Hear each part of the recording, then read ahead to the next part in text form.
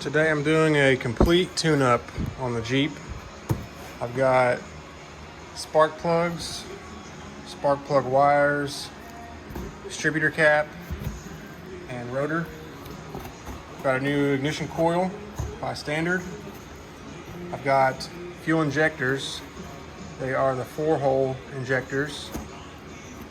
And new heat shields for the fuel rail and the fuel line. First thing I want to do is start it up just for a few minutes to let this warm up. I don't want to try to break these spark plugs off and break them and seize them off while they're cold. So I'm just going to warm them up for about a minute and then shut it right back off.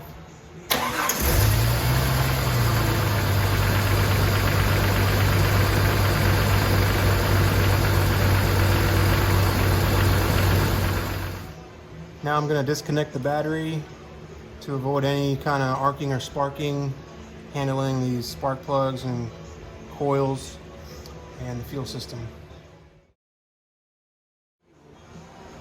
Now I'm just going to get the air filter all out of the way. And my K&N air filter is way overdue for cleaning, so I'm going to knock that out too. And I might just take this whole housing out and clean it. And I forgot that I had that hole in there. So it's not that big of a problem if I'm not going in high water, because water would start to come through here into the air intake. That's why this is pointed upward. So I'm just gonna take this out as well, clean this out, all that dirt and dust and debris. And I'll just tape this over and keep that closed up so I don't have any mud or water or debris splashing up straight onto the air filter. Yeah, so taking that air box out actually opens this up a lot better for the spark plugs. So these metal cloak fenders, it was just in there with 2 bolts. It's got a lot of spots to adapt connections for, but this air box has definitely seen better days, but it'll have to do.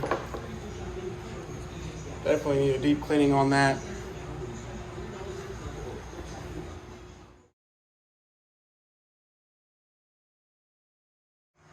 Something else I'm gonna do is clean this throttle body. Get all that black carbon buildup off of there with some throttle body cleaner. It's not terrible, but definitely needs cleaned off. Very dirty. I'm just using some fuel injector cleaner I got laying around and a little microfiber rag. I could take some seafoam another time and really do a deep cleaning down in there. Run that through, but that'll do for now. In order to tell the firing order of your engine on TJ, it should be written right on the manifold there. So you got firing order. Cylinder is going to be number 153624. So looking at the engine from the front, you got cylinder 1, 2, 3, 4, 5, 6. So 153624 means as this rotor inside this distributor cap spins, it should hit the spark plugs in that order. So this right here, if you follow, is 1. So that means it should be 153624, and the center one is your ignition coil down here. So I just want to double check, and you can take a picture, but make sure you understand that because it has to go back on the same way to have correct cylinder firing. So you've got this one right here, 1, so that means this should be 5, yep, 3, yep, 624, so that one is 6, 2, 4. So we're in the right order. So I know the firing order, so I can go ahead and just remove all the spark plug wires. I'll just start with this center ignition coil. And remember, I've already unplugged the batteries, so I'm not worried about any kind of arcing or sparking happening. And they should click off, pop off, just like that. I'll just leave that there for now because I'm taking that ignition coil off. All right. I'm going to keep these in order when I take them off to match them up with the new ones. So I'm going to lay them out on the floor in order, in firing order. So that's going to be 1, 5, 3, 6, 2, 4.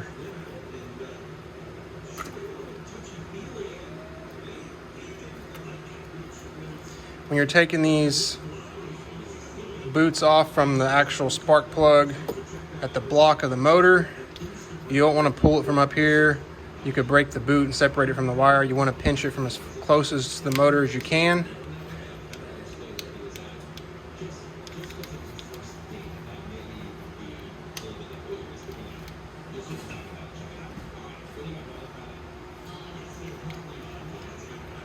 This is probably the hardest one to reach up front here under the air conditioner mount.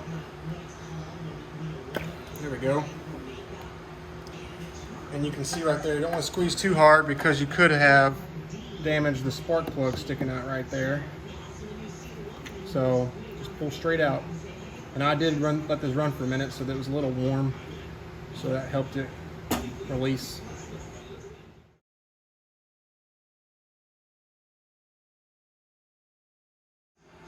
Now we're ready to take the spark plugs out.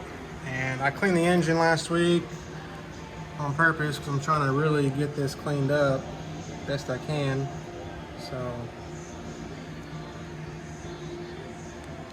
there's the spark plugs. And to get these out, you use a spark plug socket, which is a 5/8 socket, but on the inside is a little piece of rubber gasket which kind of helps hug the rest of the plug so you don't drop it as you start to pull it out of the motor. All right, plug number 1.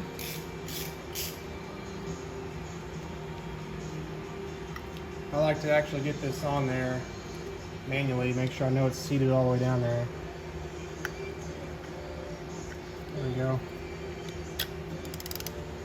Breaker loose. Oh, that's tight.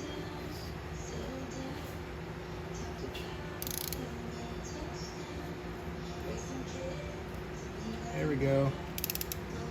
There we go. Slow and steady.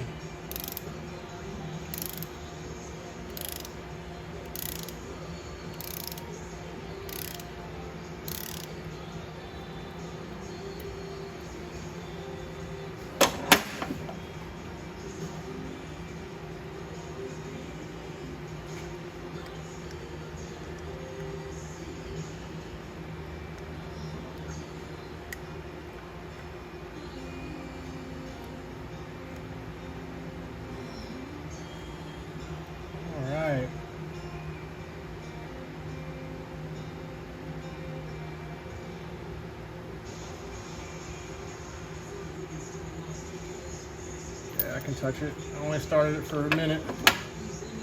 So yeah. Damn, that's old. Corroded. Champion brand.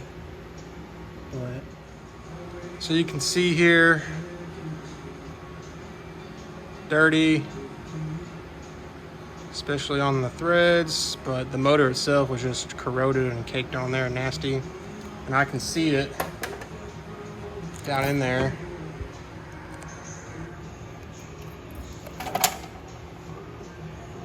All that is just sitting there, and I gotta kind of suck that out somehow with a shop vac, I think, before I stick the new plug back in there. All that rust is just sitting there on the hole.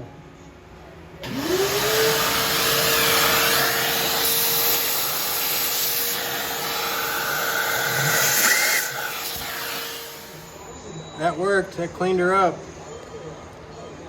Gotta be very cautious with these old motors not to get any dirt, debris down in there.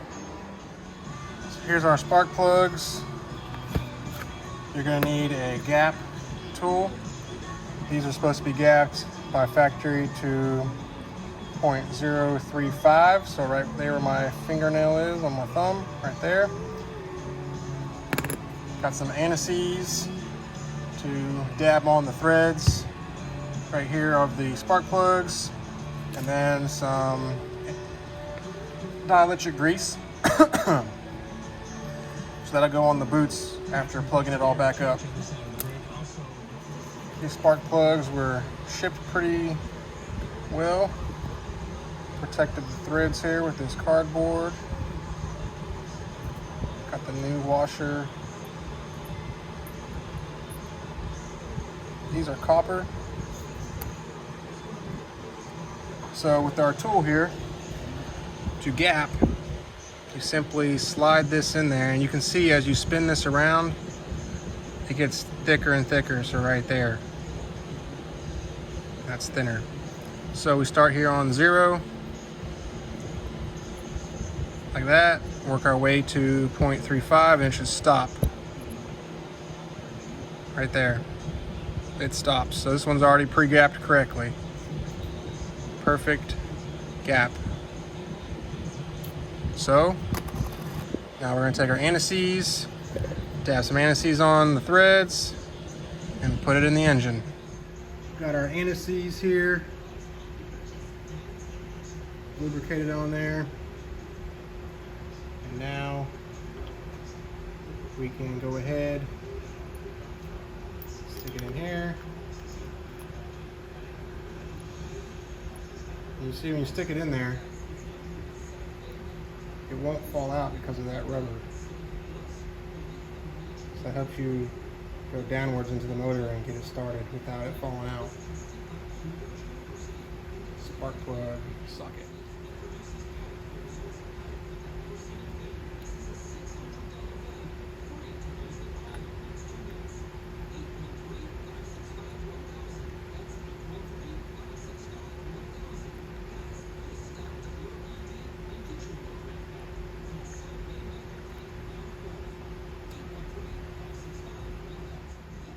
So that's just in there hand tight. I'll move on to the next.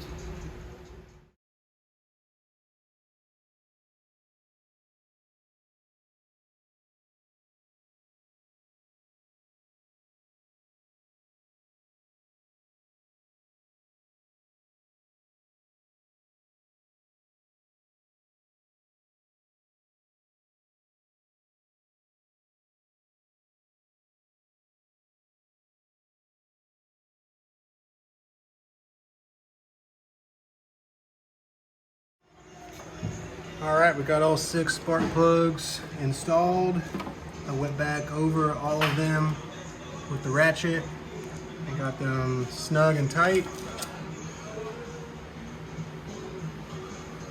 The 6th one on the very back right there was the hardest to get out. I had to use a longer ratchet to get some levers to break it loose. But all 6 of those are in there now. Next step will be to move on to this distributor cap and ignition coil. To change out the ignition coil, you're going to first of all unplug it right here, and then it's actually mounted on this lower bracket, so you could either take this off from the block, but that takes the whole bracket off. So I'm just going to take this bolt and this bolt off, but there's a nut on the back side of each of that. So I'm going to put some PB Blaster, WD-40, get that loosened up, and this entire piece will come right off of this lower bracket. To get this off, I've got a wrench on the back side. You can't get the closed end between the block and the stud of that nut, or that bolt. So I've got an open-ended wrench on the bottom side over there on the nut, and I've got a ratchet here on the front side. I'm just trying to break this loose.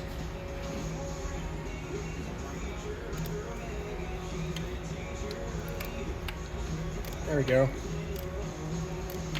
That wrench is holding the nut in place on the back side so I can unthread this bolt. Now that I've got that loosened up a lot, I went ahead and flipped the wrench over so the closed end is down below, holding on to that nut so I don't drop it and lose it. And I'm continuing to loosen this off there. So I got that one on the right off there. Very tough to get out. So I'm gonna lube that up. It didn't come with a new bolt and hardware, so I'm gonna have to clean that up and reuse that with a wire brush. So on this second bolt, I forgot I had another box wrench. It's open-ended on both sides, 10 and 8 mil. So I got the 10 mil on the front, and I got the closed end on the back. It actually fits back there. Now I'll be able to take this second bolt off.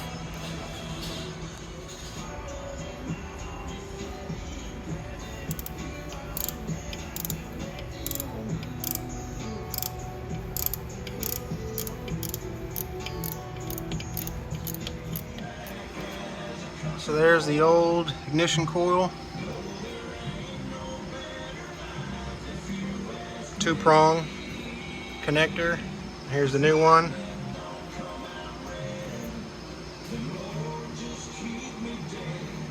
I'm going to use these same bolts. I just took some PB Blaster and wire brushed them.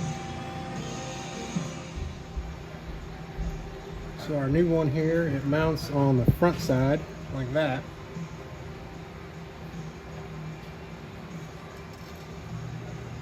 So I've got a bolt here to start it. There we go. Put this one back there.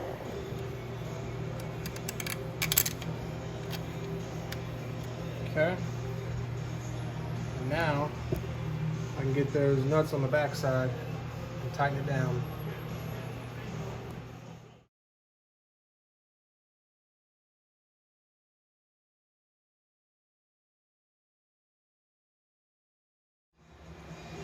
Ignition coils secured and installed. Next is distributor cap and rotor. So underneath here is the rotor that spins. And to take this off, you just got 2 Phillips head screws. It's also a 7mm head, so I'm just going to use a 7mm because I don't want to strip those heads, even though I think it comes with new ones. I prefer sockets over Phillips head and something this old and corroded. Just like that. And you notice the orientation. I'm going to put the new rotor on in the same direction. So it looks like it was on 153. It looks like it was on 3, almost dead center. But anyways, you can see the dirt and corrosion inside there.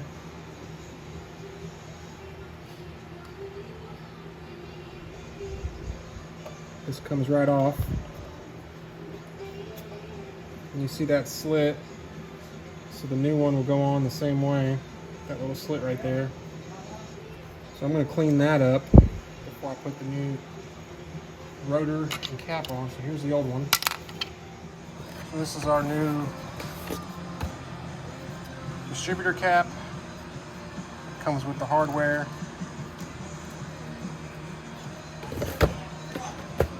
And then this is the old rotor. This is the new one.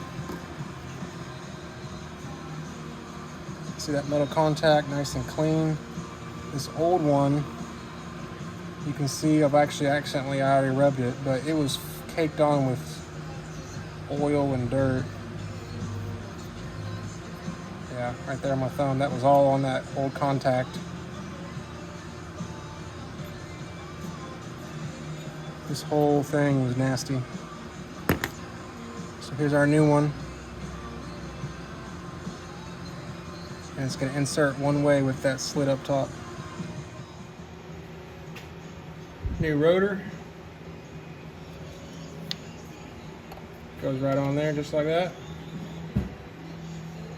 And this cap only goes on there one way. And I remember from orientation, in the old one it was just like that. So as you see, that rotor spins and hits all these contacts under here from up top. So yep, it's on there.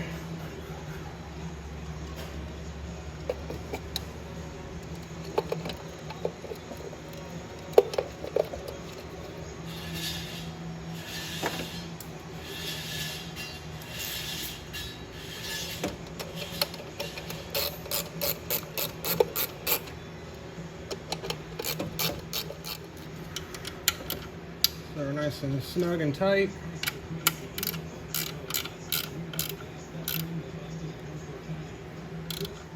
I've got the new wires matched up with the old wires here. I just laid them out, and I laid them in order of that firing order from the beginning. So we've got 1, 5, 3, 6, 2, 4 with the ignition coil, and I matched these up with the same length and configuration.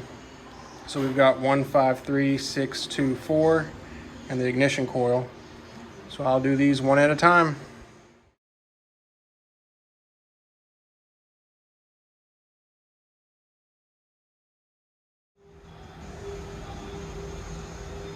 Another important thing is to use some dielectric grease on all the boots for insulation.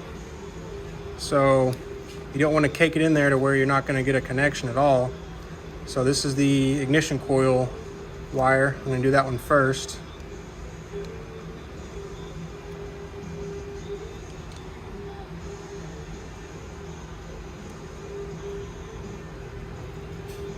Just like that.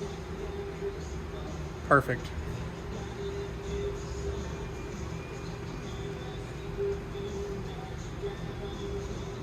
Just like that.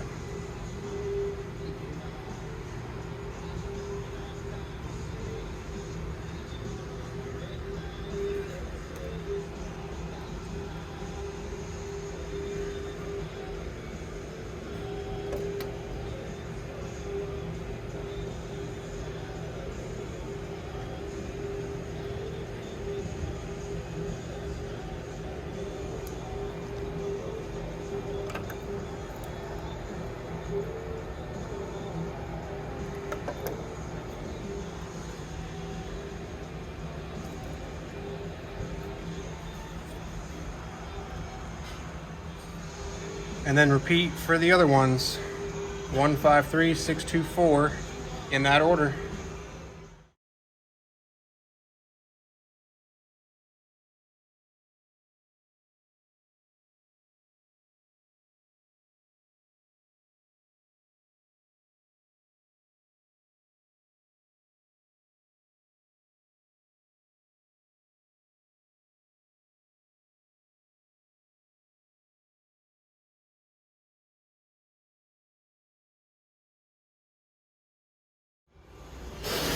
I went back through and snugged all the boots on there, and I took a picture, so I was referencing my picture here on my phone to make sure the orientation for all these little spots for the wires to be untangled were similar. And then I double checked my firing pattern, and I've got 1, 5, 3, 6, 2, 4 clockwise plugged in order. So there are the spark plugs, spark plug wires, distributor cap, rotor, and ignition coil replacement. Now it's time to go to the other side and take care of the fuel injectors. Now for the fuel injectors over here, you got 6 of them all plugged in here. That's the fuel injector. You got 1, 2, 3, 4, 5, 6 back there. This is your fuel rail, and this is your fuel line coming from the gas tank. And this is your throttle body, so I have that covered up so nothing gets inside there. I need to take my throttle cable off here to get this out of the way.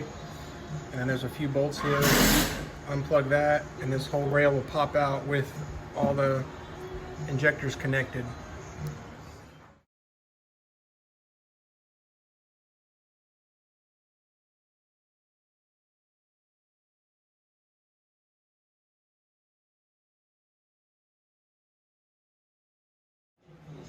And now to disconnect the fuel line from the fuel rail, you gotta take this little metal retainer off.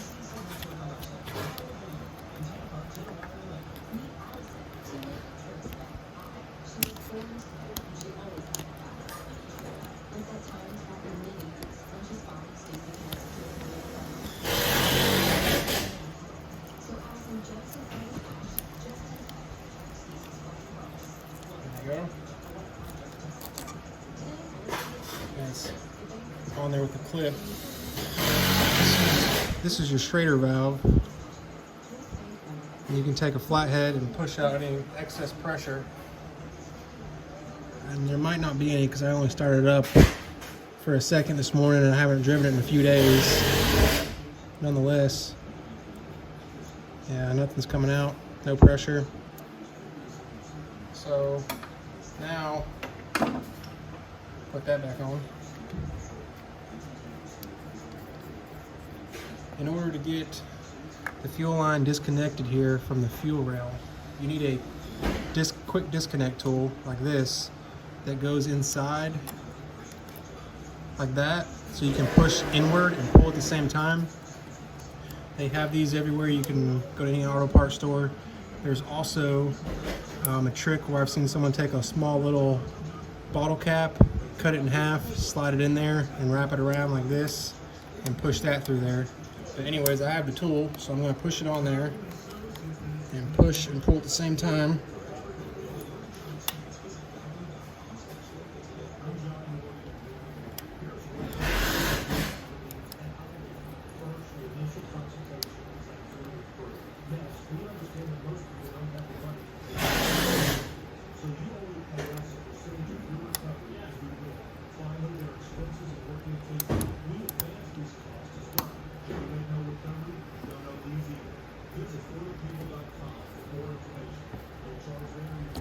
There we go. A little bit of fuel's coming out of there. So I have a rag underneath here to catch it. Not too much, looks like. A little bit of gas. So now that's disconnected. Take off these few bolts here along the top. This whole thing will pull right off.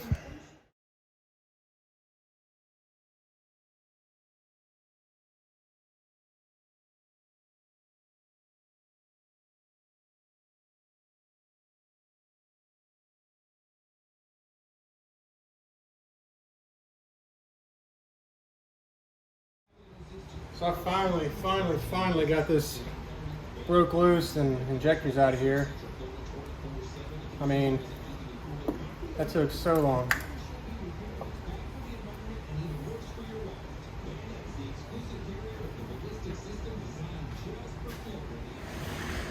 So this fuel rail finally came out, and only 2 of the 4 fuel injectors had the gaskets come off on the end.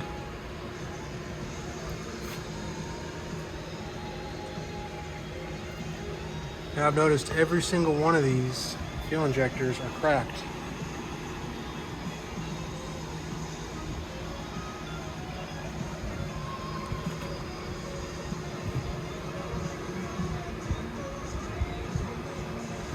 And they are disgusting. And you can see there the single hole. The new ones I have going in here are the 4-hole.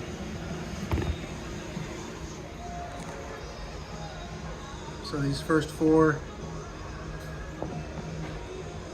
little rubber gaskets got stuck and seized in there. Nasty, dirty. I'm gonna take a shop vac and clean this out real good. And those last 2 actually came out clean. But just a mess. And when I took the fuel rail off, a little bit of fuel was coming out of it, and I had it in a cup. And poured most of it out, but it's got some sediment and dirt in there. So this definitely needs maybe a seafoam or fuel treatment flush as well. So one at a time here, I have to take these out.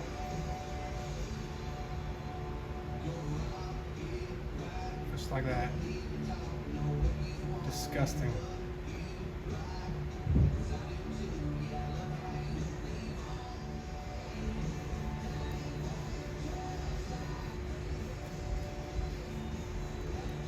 Man.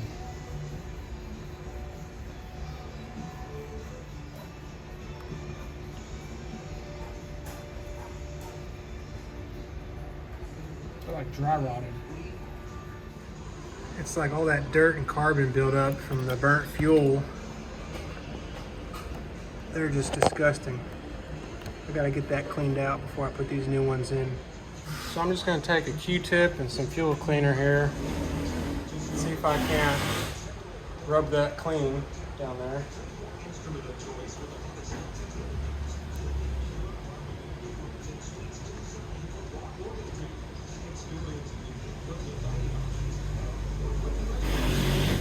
That's filthy. That is filthy.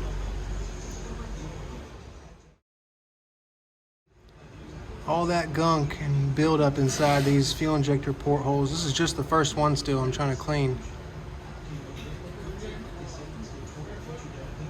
Disgusting. So there's that front one after multiple Q-tip swabs. Nice and clean.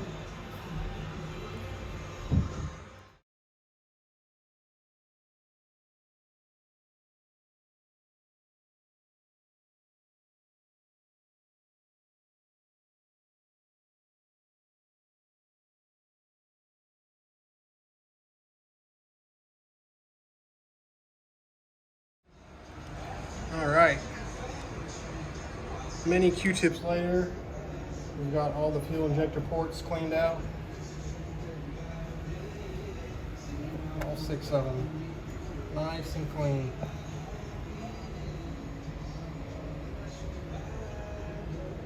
Ready for new fuel injectors. So here's the fuel rail. All our old ones. There are metal clips on here to pop these off.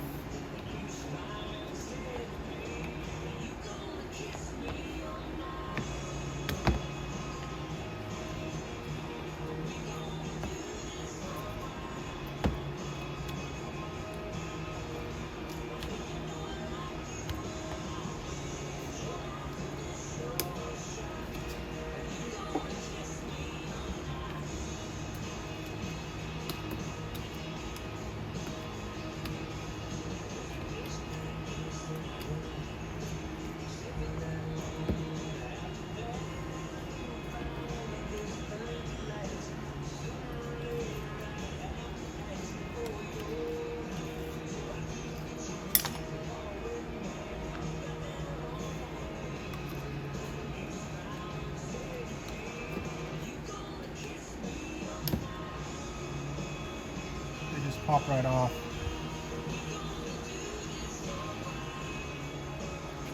Retainer clips for the fuel injectors.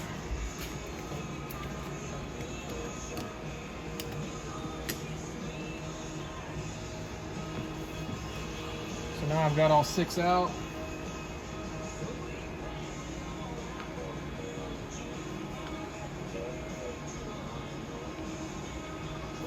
Now the fuel injectors simply pull out of here.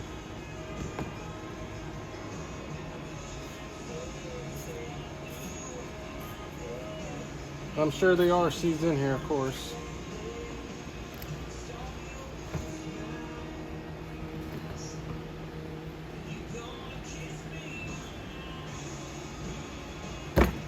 Yep, a little bit of gas. I can see it in the fuel rail here still. But these are disgusting. Man. And they are all cracked. And they're only a single hole. And they're Chrysler original. 205,000 miles on these.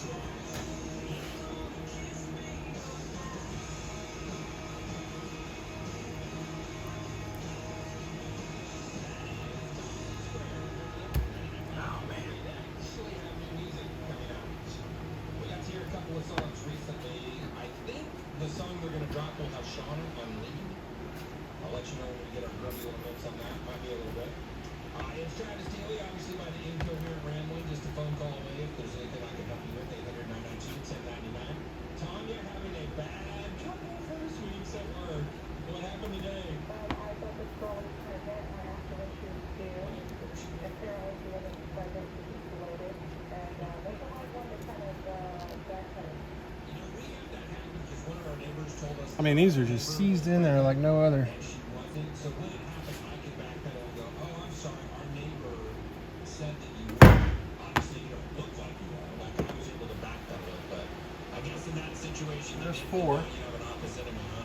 She was really embarrassed and offended, and I tried to say, oh, no, it's the way you standing. And trying to fight through it. This is like our second one of these in the last couple of weeks. Leaning a different way, but no, it was great. So, it's no big deal. It's okay.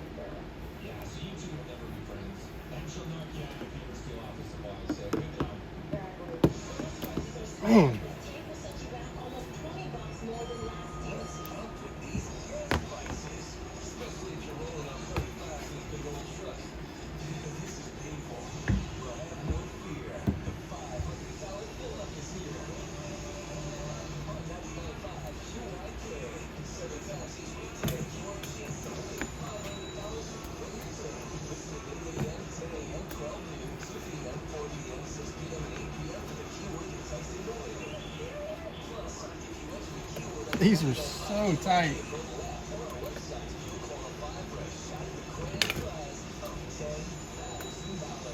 Oh, well, that one, the gasket got stuck inside. They're just seized up all over the place. Got to get that out of there. There we go. Little side-by-side, old versus new fuel injector. Old one cracked on both sides. Nasty, old. And you see the new one here has the 4-port, 4-hole fuel injector versus the single hole.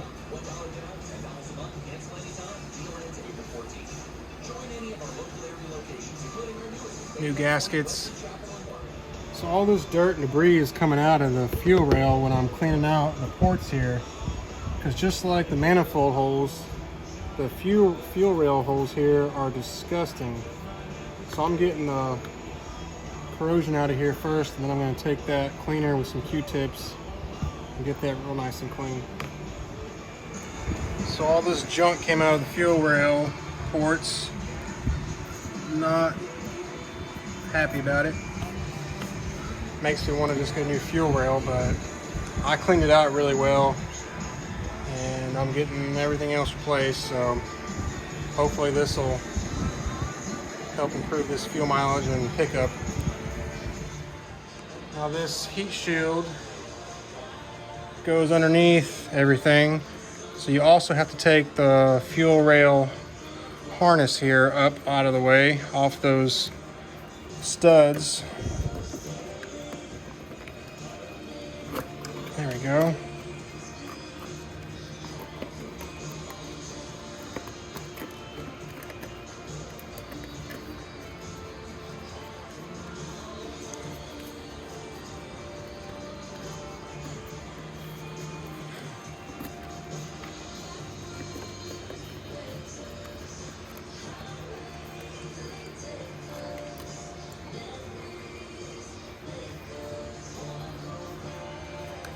And then this goes back down on there, just like that.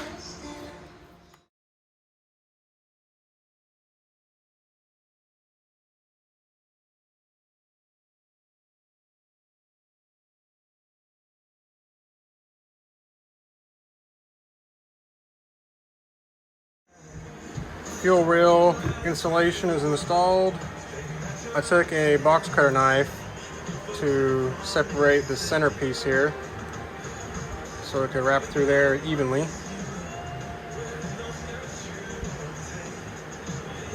It's nice quality material. Design Engineering. Looks like a good company for insulation. A lot of good reviews. I'm going to use a little bit of Vaseline grease here again to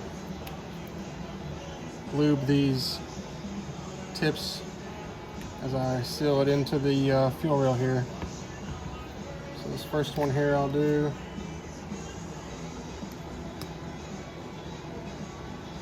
Help it from seizing up, and it'll help it punch right in there.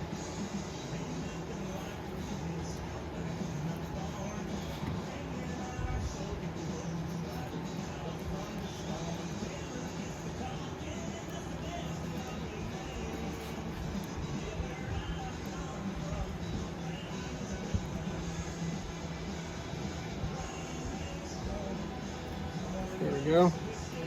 Filled it seat all the way down in there.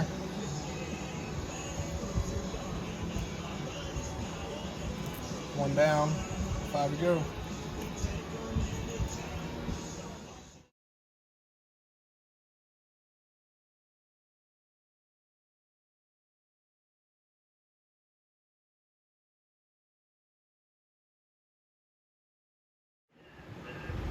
Now I just need to put these clips back on here to secure the fuel injectors in place.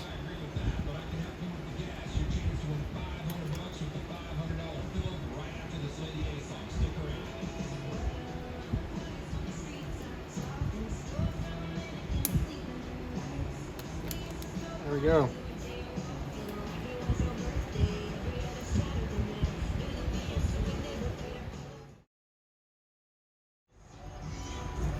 Now everything's secure.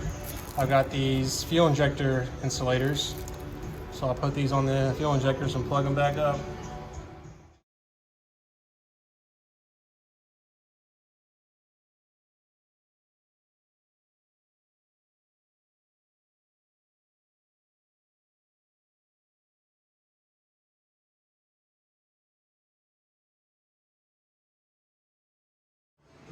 Now that I've got everything back together, the last thing I'm going to do is put this heat shield on the fuel line itself leading up to the rail. So same company here.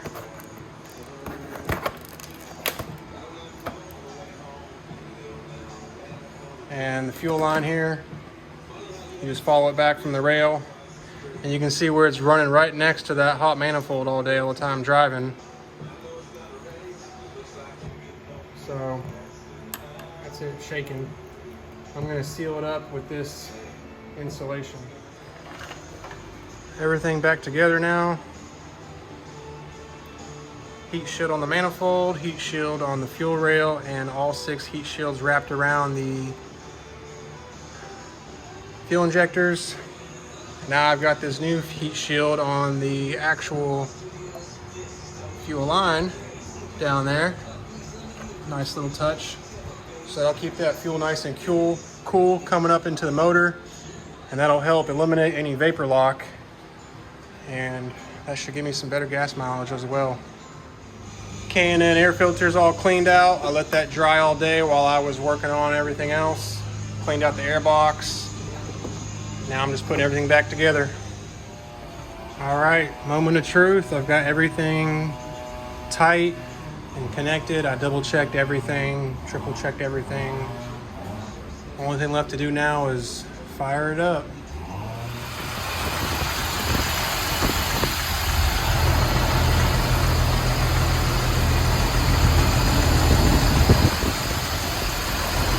Seems to be running pretty smooth.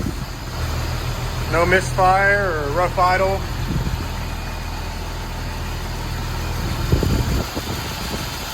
It's actually a lot quieter and the engine sounds really good.